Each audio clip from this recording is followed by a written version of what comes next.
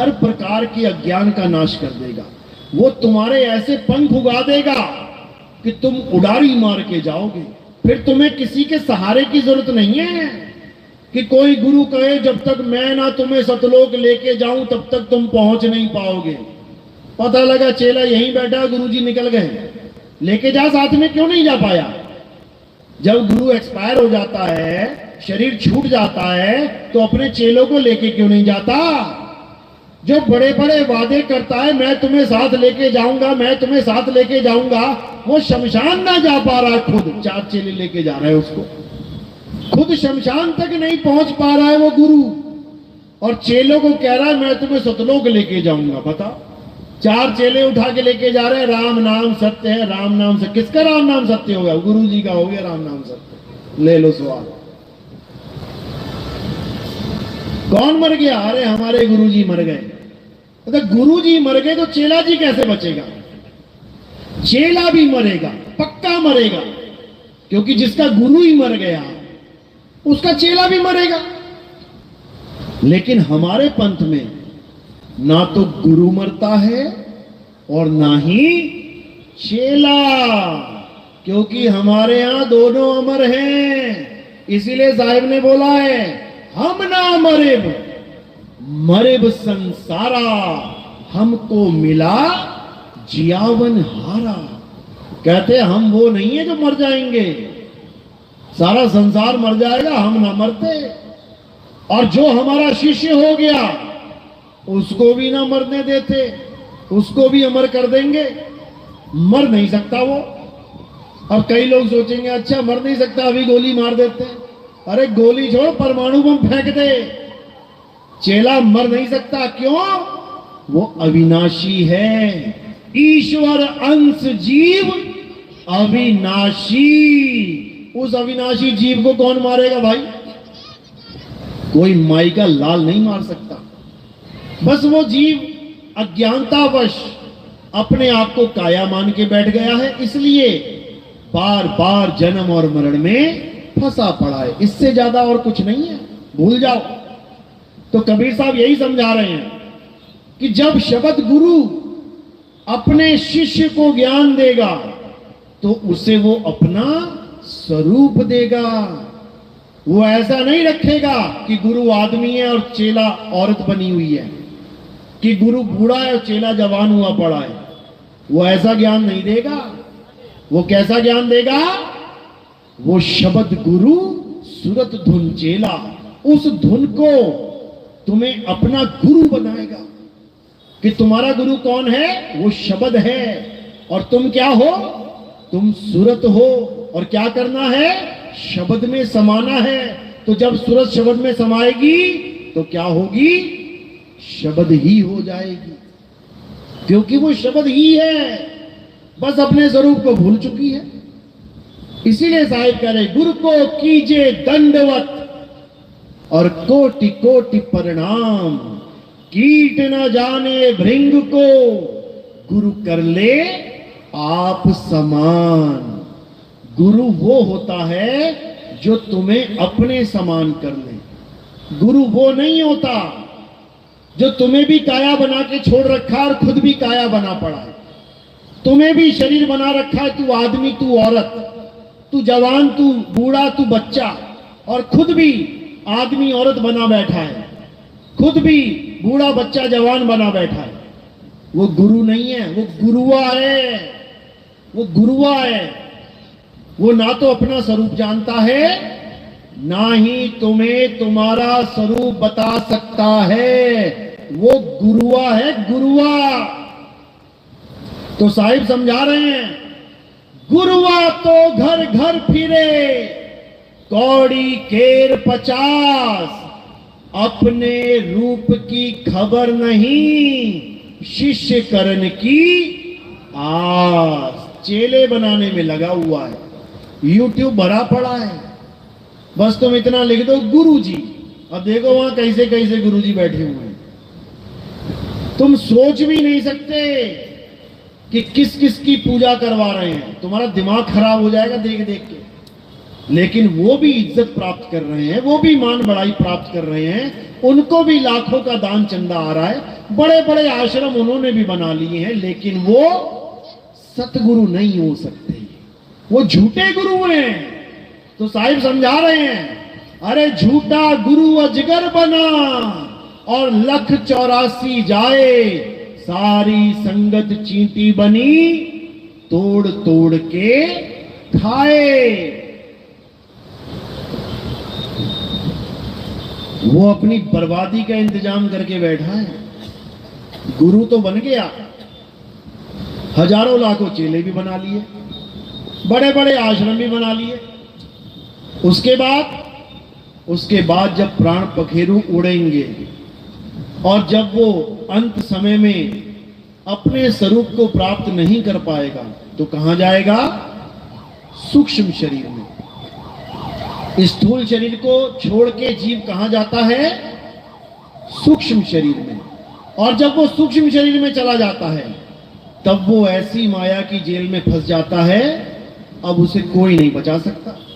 याद रखना, अब उसे कोई नहीं बचा सकता। अब उसे माया ऐसा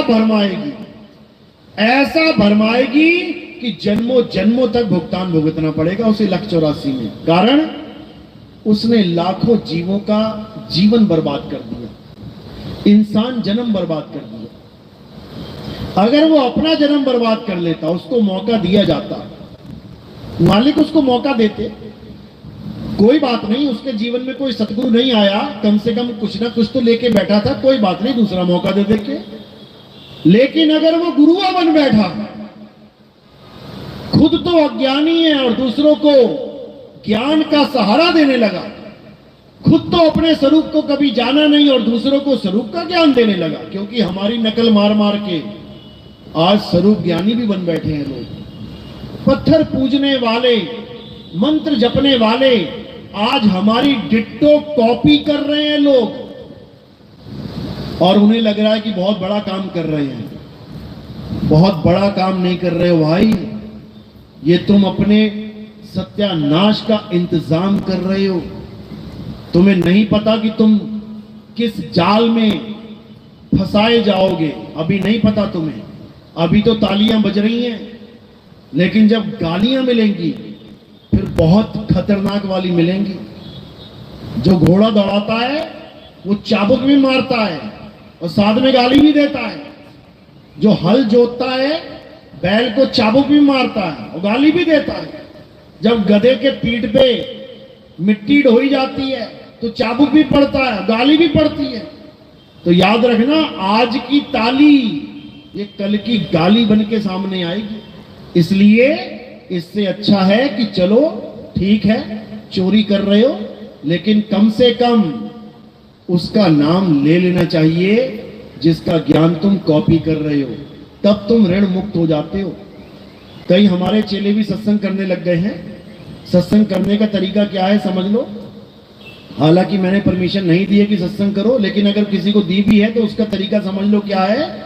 हर लाइन बोलने से पहले तुम्हें ये लाइन बोलनी है, हमारे गुरुजी ये कहते हैं, हमारे गुरुजी ये समझाते हैं, ताकि तुम्हें ये ना लगे कि मैं समझाने लग गया। समझो, ये तरीका है ज्ञान समझाने का। अपने गुरु को आगे करो, गुरु की मोहर लगवाओ, तब जाके वो ज्ञान चलेगा। नोट चलाओ, लेकिन साइन गवर्नर के होने चाहिए। और तुम अपने साइन देके चलाने लग जाओगे ना, फिर अंदर हो जाओगे। तो इसलिए गुरु को हमेशा आगे रखना है और ज्ञान समझाओ। ज्ञान समझाने में कोई बुराई नहीं है। ये मनुष्य जन्म मिला इसलिए कि खुद भी समझो और दूसरों को भी समझाओ, ये इसीलिए मिला है। उसके बाद नहीं मिलेगा ये कि कहो कि कुत्ता बन के समझा लूंगा। कुत्ता बन के भाऊ भाऊ करोगे, समझा नहीं पाओगे। बिल्ली बन के म्याऊं म्याऊं करोगे, समझा नहीं पाओगे। खुद नहीं समझोगे, दूसरों को क्या समझाओगे। इसलिए आप तरह औरों को तारे, यानी खुद भी सत्संग को समझो, ज्ञान को समझो और दूसरों को भी समझाओ। खुद भी आत्मज्ञानी बनो और दूसरों को भी आत्मज्ञान का पाठ पढ़ाओ। तब समझो कि कृष्ण जी का गीता का ज्ञान देना सफल हुआ। अगर कृष्ण जी की मूर्ति पूछते रह गए सारी उम्र अगर कृष्ण जी का नाम जपते रह गए सारी उम्र तो समझ लो गीता का ज्ञान देने का कोई मतलब ही नहीं है। वो तो पहले से ही चल रहा था। कृष्ण जी से पहले क्या राम जी नहीं आए थे?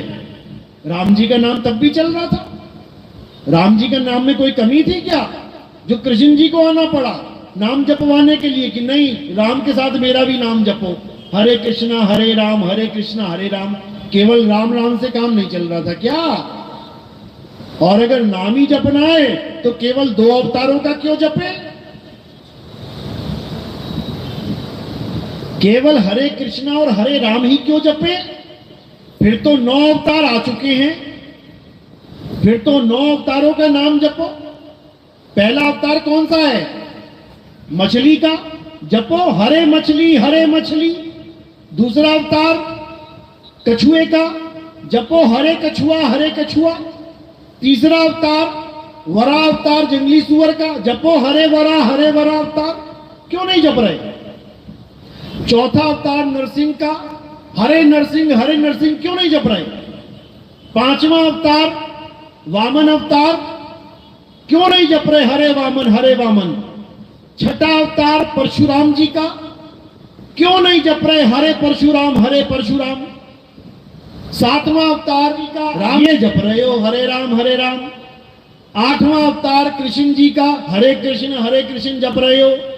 9वां अवतार महात्मा बुद्ध का, क्यों नहीं जप रहे हरे महात्मा बुद्ध? क्यों नहीं जप रहे? यानी भगवान के अवतारों में भी पक्षपात।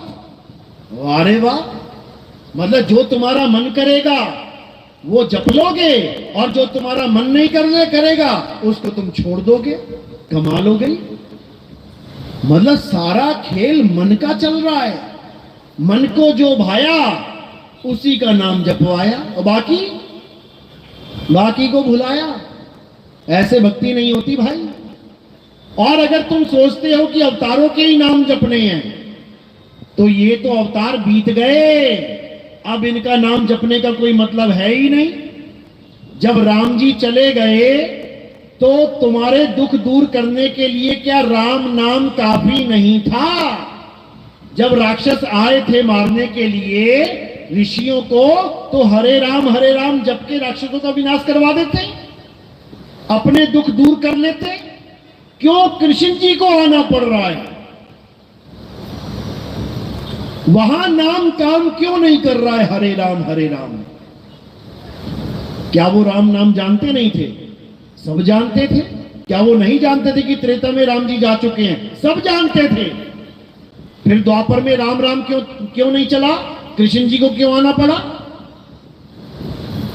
समझो बात को।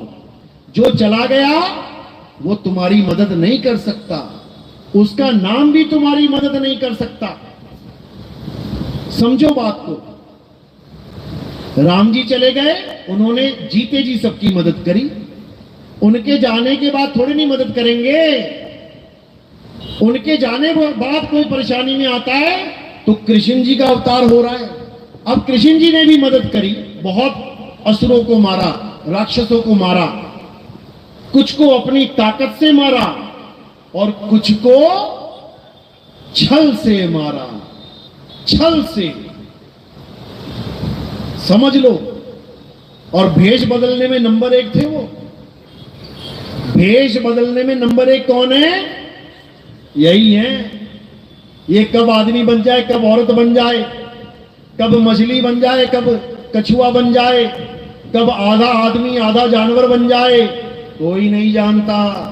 ये कब किस रूप में तुम्हारे सामने आके बैठ जाए, कोई नहीं जानता। तुम पहचान ही नहीं पाओगे उसको, क्योंकि उसका कोई अपना रूप है ही नहीं। तुम सोच रहे हो कृष्ण जी ऐसे हैं, ऐसे, वही कृष्ण जी महात्मा बुद्ध बन के बैठ गए। तुम पहचान पाए क्या? तुम नहीं पहचान पाए कि वही कृष्ण जी महात्मा बुद्ध बन के बुद्ध धर्म चला के भी चले गए और तुम हरे राम हरे कृष्ण ही करते रह गए। तुम्हें नहीं पता उसकी लीला। तो 9 अवतार जा चुके हैं और अब किसकी बारी है? अब 10वें अवतार की बारी है। अब कल्कि अवतार की बारी है। और कल्कि अवतार को तुम शरीर मत मान लेना कि कल्कि अवतार कोई शरीर है घोड़े पे बैठ के आएगा, तलवार लेके आएगा। कहीं गलती से ये मत मान लेना। परमाणु का युग है आज। एक बटन दबाया और पूरे शहर का सफाया।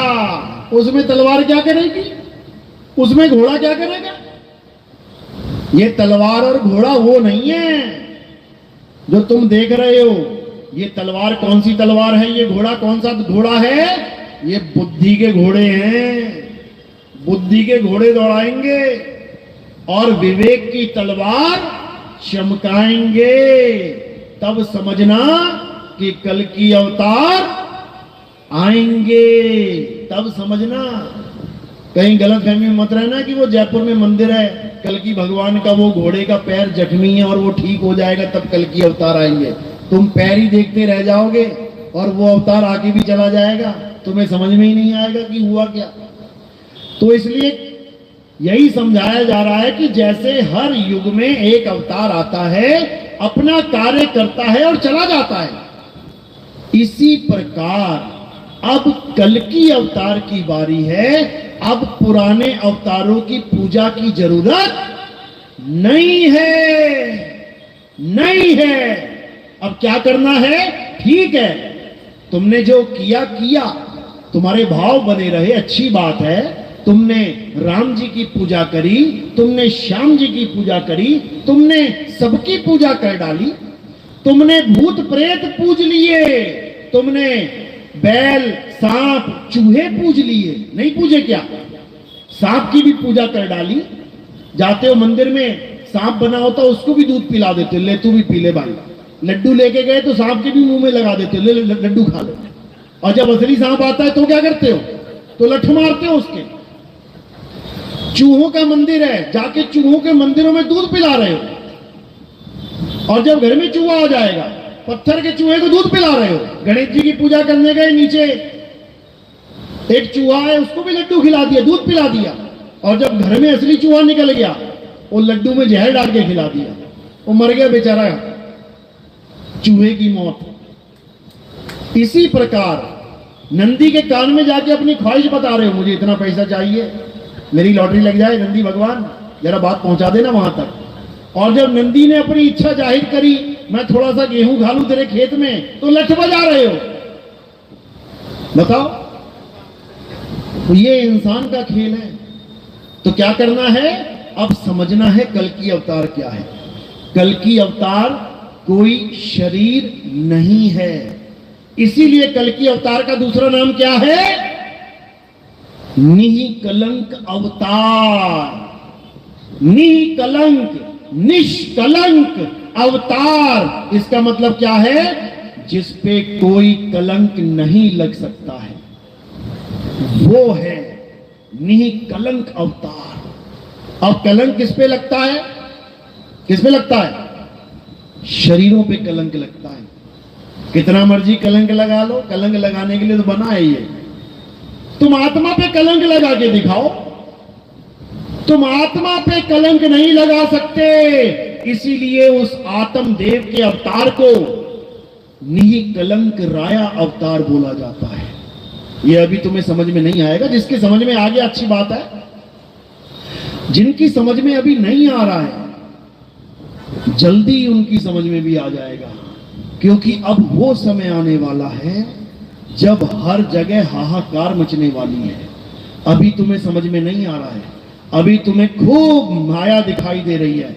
इस मंदिर में चला जाऊं, उस मंदिर में चला जाऊं, यहां लॉटरी लग जाए, लॉटरी लग जाए, यहां बिगड़े काम बन जाए, वहां बिगड़े काम बन जाए। बस थोड़े दिनों की बात है। उसके बाद तुम ये सोचोगे कि मैं घर से बाहर जा रहा हूं, शाम तक वापस आऊंगा कि नहीं। रोड पे पड़े मिलोगे और जो तुम्हें उठा रहा होगा ना, वो भी तुम्हारे ऊपर गिर पड़ेगा। ऐसा समय आने वाला है। अभी तुम नहीं समझ रहे हो, लेकिन ये समय बहुत जल्दी आने वाला है। उसके बाद क्या होगा? उसके बाद कोई मंदिरों में नहीं जाएगा, कोई मस्जिदों में नहीं जाएगा। उसके बाद लोग ये ढूंढेंगे कि रास्ता क्या है बचने का। अब कैसे बचें, ये इतनी मौतें हो रही हैं, कैसे बचा जाए, कैसे? तब एक ही रास्ता सूझेगा, और वो रास्ता क्या है? अरे बचना चाहो काल जाल से तो चीनो शब्द हमारा, और कहें कबीर अमर कर राखूं जो निज होए हमारा। बस एक ही रास्ता रह जाएगा।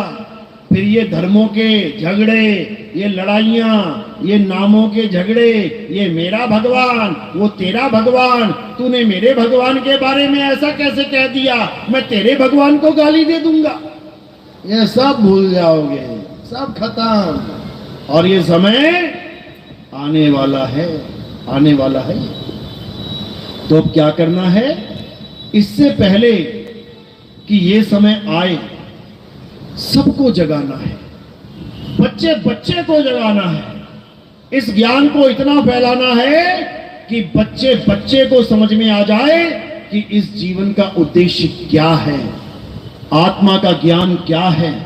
पत्थरों को पूजना और आत्मा को पूजना, इसमें अंतर क्या है? और जिस दिन ये ज्ञान उनको समझ में आ जाएगा तो समझ लो सत्य सनातन धर्म पूरे विश्व में छा जाएगा, और फिर भारत विश्व गुरु बनेगा। विश्व गुरु ऐसे नहीं बोला गया है। विश्व गुरु क्यों बोला गया है?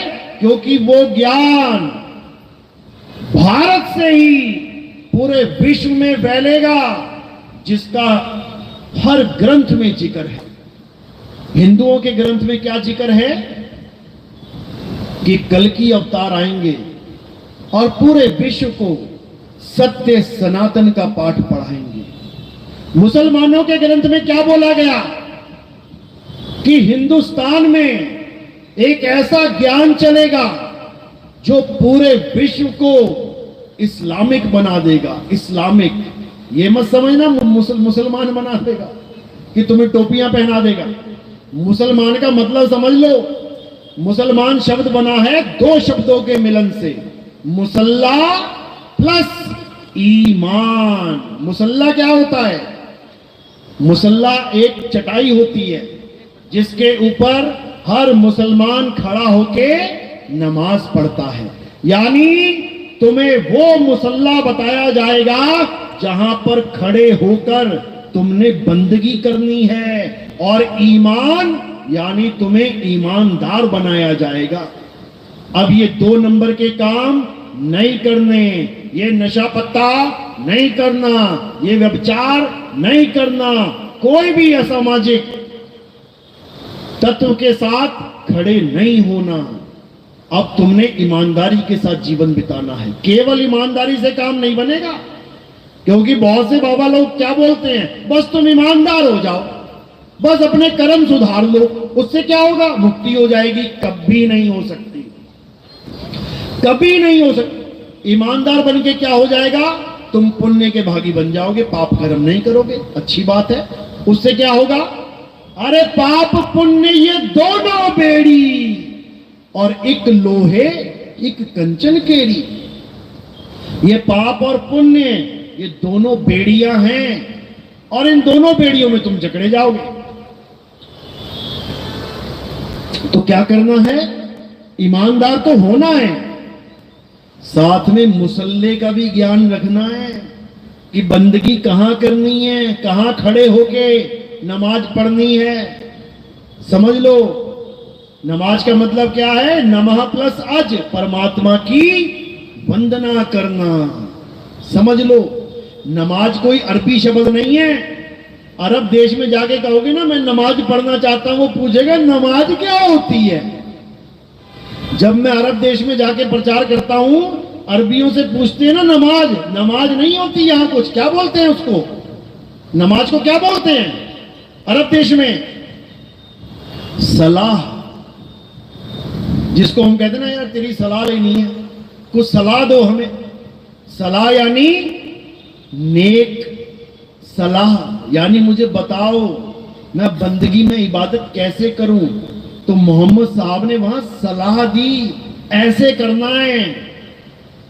तो यही मुसलमानों के यहां गजवाए हिंद बोला जाता है। गजवाए हिंद का मतलब क्या है? कई हिंदू समाज ये समझते हैं कि गजवाए हिंद का मतलब है कि सारे मुसलमान हिंदुस्तान को मुसलमान बनाना चाहते हैं। ये बिल्कुल गलत है, ऐसा बिल्कुल नहीं है। गजवाए हिंद कहां से आया है? ये हदीसों में जिक्र है इसका। एक है कुरान पाक और एक है हदीस। कुरान पाक अलग है, हदीस अलग है। हदीस में क्या बताया गया है?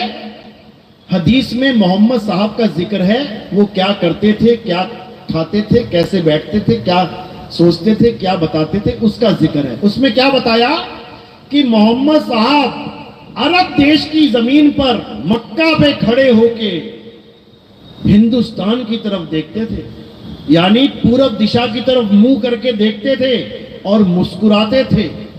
और जब लोग पूछते थे कि आप पूरब दिशा की तरफ खड़े होके, जैसे कोई आदमी जिस तरफ से सूरज उग रहा है वहां खड़ा हो जाए और खड़ा ही रहे कितनी देर, तब उसको लोग पूछे, भाई आप पूरब दिशा की तरफ मुंह करके क्यों खड़े रहते हो? तब क्या बोले मोहम्मद साहब? वो बोले कि मुझे उस दिशा की तरफ से एक खुशबू आती है। क्या आती है? खुशबू आती है। कौन सी खुशबू आती है? कनेर के फूल की या गुड़हल के फूल की? कौन सी खुशबू आती है? मुझे खुशबू आती है अमन की, शांति की, चैन की।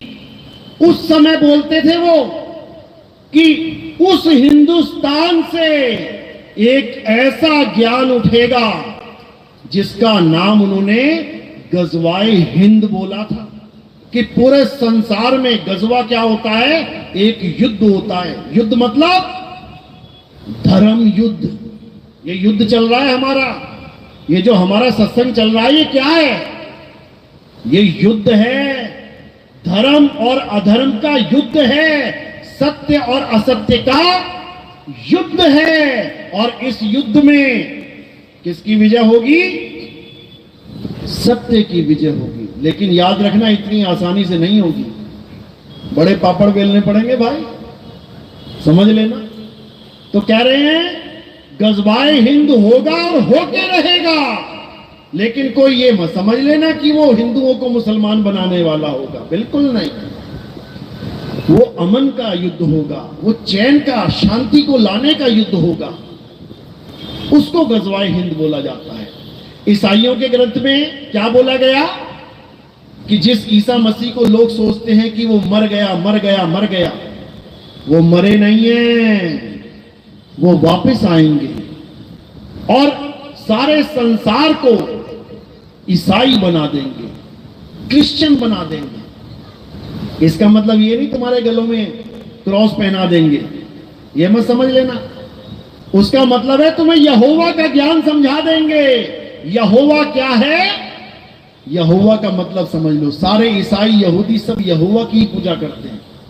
यहोवा का मतलब है मैं वो हूं जो मैं हूं, यानी मैं वो नहीं हूं जो तू मान बैठा है, मैं वो हूं जो मैं हूं, यानी मैं वो तत्व हूं जिसे सत्य तत्व कहते हैं।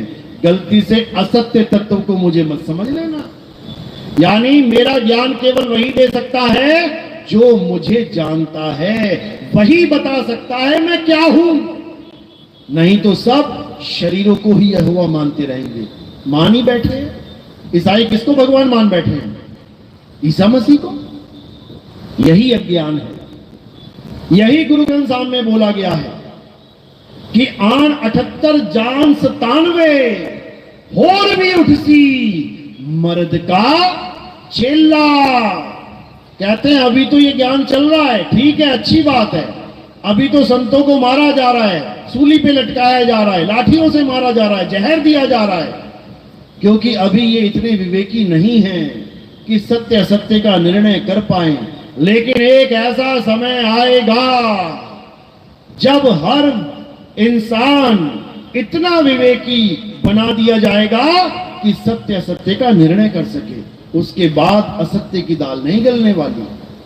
फिर हर इंसान विवेकी बनेगा और मर्द का चेला आएगा जो सब हंसों को उस मर्द से यानी शब्द गुरु से जोड़ेगा। ये गुरु ग्रंथ साहब में वाणी दर्ज है। इसी के बारे में यहूदियों के ग्रंथों में आता है कि इलियास जो उनका नबी था, उनका मास्टर था, वो मरा नहीं है, वो वापस आएगा और पूरे संसार में सबको यहूदी बना देगा। यानी यहूदी का मतलब क्या है? जो यहोवा को जानता है वो यहूदी है, समझ लो। इसी का जिक्र कबीर साहब के ग्रंथ में आता है कि एक ऐसा समय आएगा जब ऐसा अवतार आएगा जो सारे संसार में सतनाम का झंडा फहरा देगा, यानी सत्य और असत्य का निर्णय करवा देगा। फिर घर घर होगा बोध विचारा, हर घर में सत्य और असत्य की जंग शुरू हो जाएगी।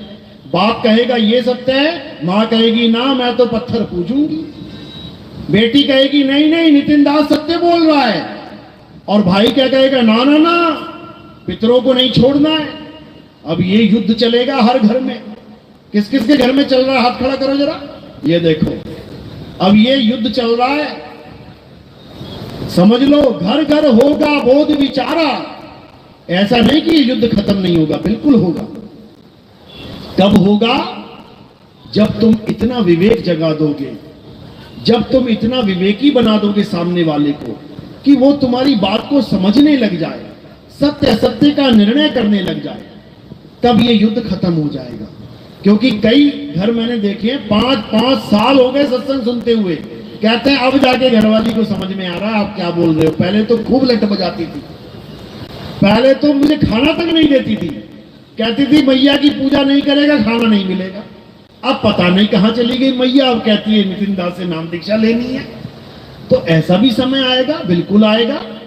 आज बहुत से देवी देवताओं की पूजा हो रही है, अच्छी बात है, पूजा होनी चाहिए, लेकिन कब तक? जब तक आत्म ज्ञान का पता न लग जाए, तब तक। आंगनबाड़ी जाना अच्छी बात है कि बुरी बात है? एलकेजी यूकेजी में जाना अच्छी बात है कि बुरी बात है? 5वीं पढ़ना अच्छी बात है कि बुरी बात है? लेकिन अगर 20 साल तक एलकेजी में रहो अच्छी बात है बुरी बात है? 20 साल तक 5वीं में रहो अच्छी बात है बुरी बात है? 20 साल तक 10वीं में रहो अच्छी बात है बुरी बात है? बुरी बात है। समझो बात को। स्कूल जाना अच्छी बात है, लेकिन जो 10 साल तक एक ही खाता रहे बुरी बात है। मंदिर जाना अच्छी बात है, लेकिन बुढ़ापे तक मंदिर जाना ये अच्छी बात नहीं है मेरे भाई, समझ जाओ। बुढ़ापे तक मंदिर ही जाते रहोगे तो अपनी आत्मा तक कब पहुंचोगे? अपनी आत्मा का ज्ञान कब प्राप्त करोगे? आत्मज्ञानी कब बनोगे?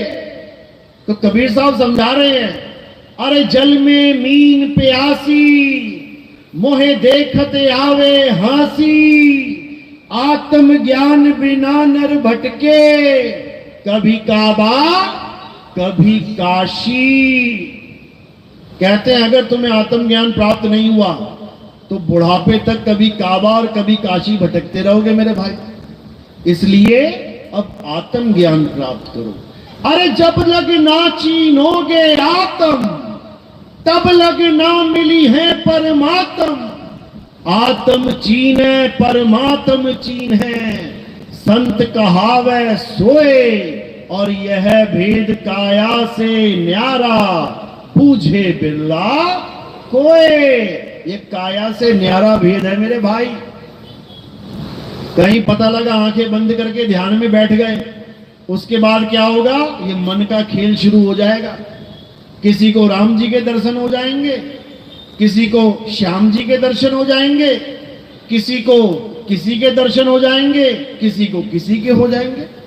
ये दर्शन उसका दर्शन नहीं है जिसका दर्शन तुम्हें चाहिए।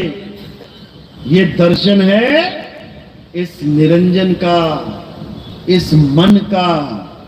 ये मन के बहुत से रंग हैं, अरे छिन आए छिन जाए, और एक रंग में जो रंगे सो जन संत कहाए। मन के बहुत से रंग हैं। आज कितने बाबा तुम देखोगे क्या बोल रहे हैं, करोड़ों फॉलोअर हैं उनके, क्या कह रहे हैं, मुझे काशी में भोले शंकर के दर्शन हुए थे, अब क्या हुआ, अब वृंदावन में बैठा हूं राधे राधे जप रहा हूं। बताओ, अरे जब काशी में भोले शंकर के दर्शन हो गए तो तेरी तृप्ति हो जानी चाहिए थी। जब भगवान मिल गए तो पेटा भर जाना चाहिए था, लेकिन नहीं भरा। तो भोले शंकर का नाम छोड़ के अब राधे राधे जप रहा है। अब राधे के भी दर्शन हो गए तो क्या हो जाएगा। जब भोले शंकर से पेटा नहीं भरा तो राधे से पेटा कैसे भर जाए, बता दे मुझे। ये कभी नहीं भरने वाला। ये कब भरेगा, जब तुम्हें आत्म ज्ञान हो जाएगा, जब तुम्हें आत्म तृप्ति हो जाएगी, जब आत्म देव की शरण में तुम विराजमान हो जाओगे, उसके बाद तुम्हें गीता का तीसरा श्लोक, तीसरा अध्याय 17वां श्लोक समझ में आने लग जाएगा। क्या बोल रहे हैं हे अर्जुन, जो अपनी आत्मा में रमण करते हैं, किसमें, राम जी में, कृष्ण जी में, हनुमान जी में, भोले शंकर में, राधे राधे में, किसमें रमण करना है, आत्मा में।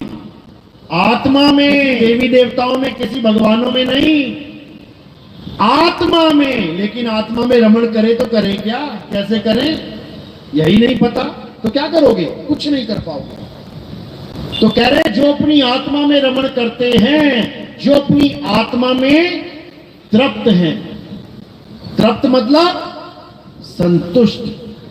जैसे बाबा भोले शंकर के दर्शन करके भी संतुष्ट नहीं हो पाया, तभी तो कहीं और चला गया, और वहां दर्शन हो जाएंगे, वहां नहीं हो पाएगा, फिर कहीं और चला जाएगा। तो संतुष्ट कब होगा, जो अपनी आत्मा में रमण करते हैं, जो अपनी आत्मा में तृप्त हैं। अगर उस बाबा को आत्मज्ञान हो जाए तो उसे किसी और की जरूरत ही ना पड़े, क्योंकि आत्मा के अलावा और किसी से तृप्ति हो ही नहीं सकती। तो कह रहे हैं जो अपनी आत्मा में रमण करते हैं, जो अपनी आत्मा में तृप्त हैं, जो अपनी आत्मा में संतुष्ट हैं। संतुष्ट मतलब जिसे कुछ नहीं चाहिए, कुछ नहीं चाहिए। और जिसे अभी कुछ चाहिए, इसका मतलब वो संतुष्ट नहीं है। बिल्कुल सिंपल डेफिनेशन। तुम पेट भर के खाना खा लो, सांस भी ना आए, इतना सांस भी ना आए, तुम्हें एक घूंट पानी भी नहीं पी सकते, और तुम्हें गुलाब जामुन बहुत पसंद है, 1 किलो गुलाब जामुन रख दिए जाए तुम्हारे सामने, कहें खाओ इसे, भले तुम्हें पसंद है, लेकिन एक पीस नहीं खाओगे तुम। क्यों? क्योंकि तुम्हारी तृप्ति हो चुकी है, तुम संतुष्ट हो गए हो, अब और तुम्हें कुछ नहीं चाहिए। और अगर अभी कुछ चाहिए तो इसका मतलब संतुष्टि नहीं हुई है। बस सिंपल सी डेफिनेशन है। जिसके समझ में आ गई उसका कल्याण हो जाएगा, जिसके समझ में नहीं आई वो धक्के खाने के लिए तैयार रहे, क्योंकि रास्ता केवल एक है, दो नहीं है। रास्ता केवल एक है, और वो रास्ता है आत्म ज्ञान का रास्ता। वो ऐसा रास्ता नहीं है कि मेरा बाबा ये है, तेरा बाबा वो है, उसका बाबा वो है। अरे हम सबका बाबा एक है, हम सबका मालिक एक है। उस एक मालिक को जानना ही सत्य सनातन धर्म है। लेकिन दुख के साथ कहना पड़ता है, जिसे हम सत्य सनातन धर्म कहते हैं, उसी के सबसे ज्यादा मालिक बने बैठे हैं। मुसलमानों के अल्लाह कितने हैं? एक। ईसाइयों के गॉड कितने हैं? एक। सिखों के वाहिगुरु कितने हैं? एक। और हमारे हिंदू के भगवान कितने हैं? गिनते गिनते थक जाओगे। बताओ, गिनते गिनते थक जाओगे। यानी जो धर्म ये सिखाता है कि परमेश्वर एक है, उसी के ठेकेदारों ने अनेक बना के बैठा दिए। बताओ, कमाल कर दी। और फिर कहते नहीं, भगवान एक है, रूप अनेक है। बताओ, भगवान एक के रूप अनेक कैसे होंगे? कोई ये बता दो पहले, रूप अनेक किसके होते हैं? माया के। माया के रूप अनेक होते हैं, भगवान के रूप अनेक कैसे हो जाएंगे? वो एक है, वो अनेक नहीं है। अनेक तो बर्तन है। कबीर कुआं एक है, कबीर कुआं एक है, पानी भरे अनेक, बर्तन सबके न्यारे न्यारे, पानी सब में एक। अब तुम बर्तनों को पानी समझ बैठो तो तुमसे बड़ा मूर्ख कोई नहीं है कि तुम भगवान को अनेक समझ बैठो कि वो एक हैं, अनेक हैं। वो एक ही है, अनेक तो जीव हुए बैठे। ये देखो कितने अनेक हैं। परमात्मा एक है, जीव अनेक हैं। उस एक परमात्मा को जानो, सबका काम बन जाएगा। ईश्वर एक है, जीव अनेक हैं। जीवों को परमात्मा मान लोगे दिक्कत हो जाएगी। आज जीवों की तो पूजा हो रही है, अलग अलग जीवों की पूजा कर रहा है। कौन? जीव ही जीव की पूजा कर रहा है। बताओ, अरे जीव जीव की पूजा करेगा बात नहीं बनेगी। जीव पीव की पूजा करे, बहुबंधन में बांधिया एक बेचारा जीव, और केवल छूटे आपने जो न छुड़ाए पीव। तो पीव को जानो ना। पीव को क्यों नहीं जान रहे? तो पीव कौन है? निकलंक अवतार ही पीव है।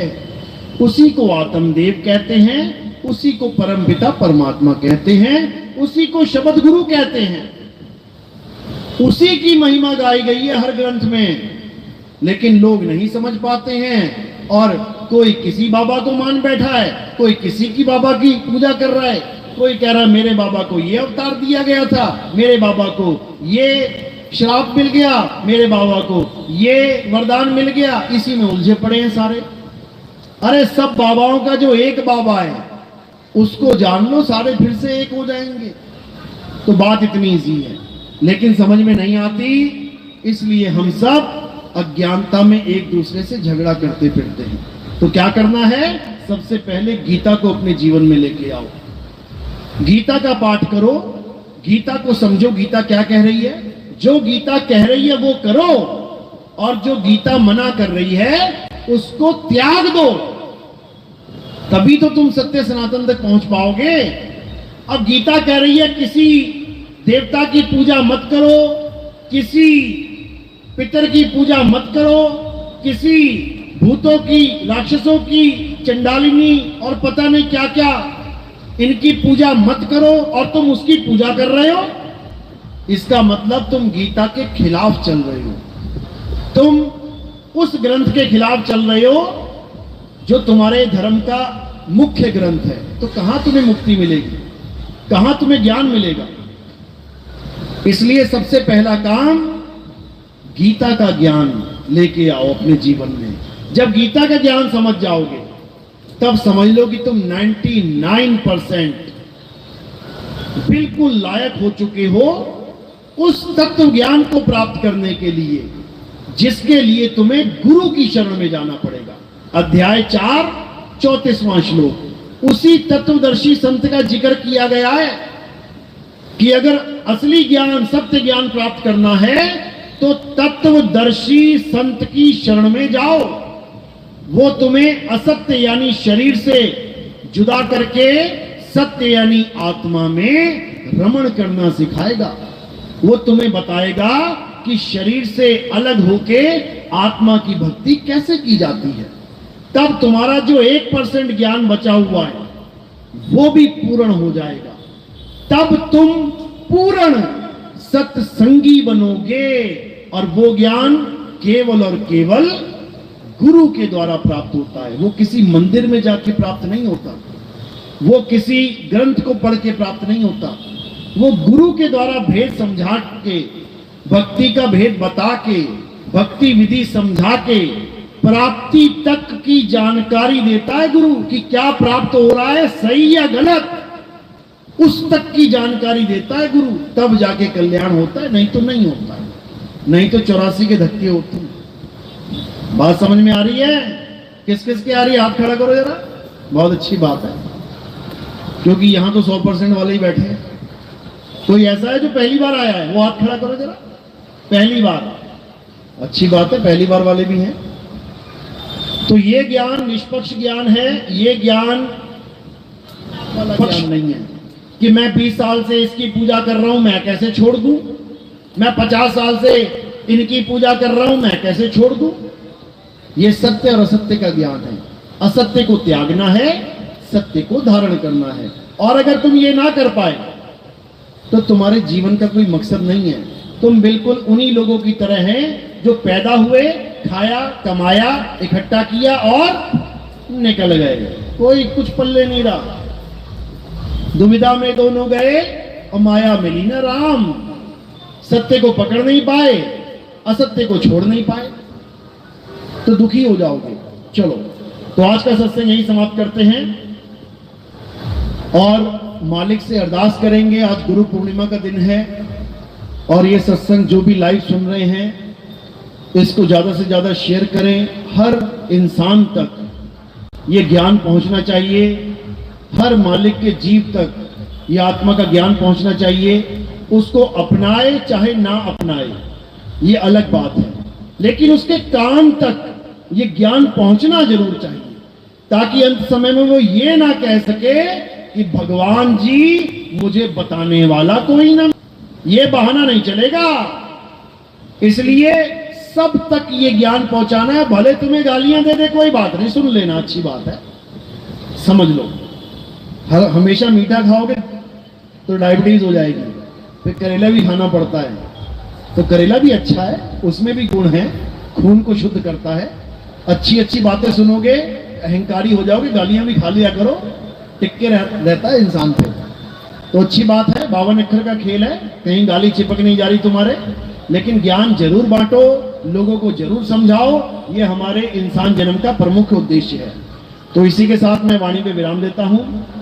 अब जयकारा लगाएंगे और सत्संग की समाप्ति करेंगे। आगे का जो प्रोग्राम है वो किरण हंस जी आपको बताएंगे। बोलिए परमपिता परमात्मा की, सदगुरु बंदी छोड़ कबीर साहेब की, सभी संतों की, सभी भक्तों की, आज के आनंद की, सकल हंस को बंदगी, साहेब बंदगी। सतनाम, जय सतनाम।